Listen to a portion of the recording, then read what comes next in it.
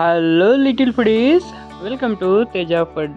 మనం ఈరోజు చేసుకోబోతున్న special aloo sandwich ఇంట్లోనే టేస్టీగా క్విక్గా ఎలా తయారు చేసుకోవాలో తెలుసుకుందామా? పదండి. ముందుగా నేనైతే ఒక పెద్ద బంగాళదుంపని బాగా ఉడకబెట్టుకొని స్మాష్ చేసి పెట్టుకున్నాను. అందులోకి చిన్నగా తరిగిన ఎర్రగడ్డ, చిన్నగా తరిగిన పచ్చిమిర్చి 2, చిన్నగా తరిగిన కొత్తిమీర కొంచెము, అర స్పూన్ కారం పొడి, అర స్పూన్ గరం మసాలా, తగినంత ఉప్పు, నిమ్మరసం అర చెక్క, అలాగే చిల్లీ ఫ్లేక్స్ అర స్పూన్ వేసుకొని బాగా మిక్స్ చేసుకోవాలి. ఇలా మొత్తం మిక్స్ చేసుకొని పక్కన పెట్టుకోవాలి. తర్వాత ఒక 2 శాండ్విచ్ బ్రెడ్ స్లైసెస్ తీసుకొని ఒకవైపు పుదీనా చట్నీ ఈ విధంగా రాసుకోవాలి మొత్తం బ్రెడ్కి. ఇంకొక వైపు టమాటో కెచప్ వేసుకొని మొత్తం స్ప్రెడ్ చేసుకోవాలి. ఇలా ఈ విధంగా ఎంతో ఈజీగా చాలా తొందరగా చేసుకోవచ్చు ఈ రెసిపీ.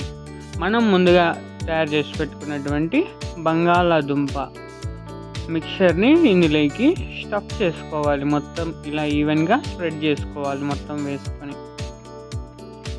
ఇలా మొత్తం స్ప్రెడ్ చేసేసుకోవాలి.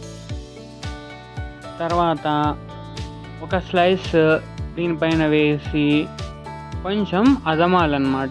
ఈ స్లైసెస్ని కొంచెం అదమాలి.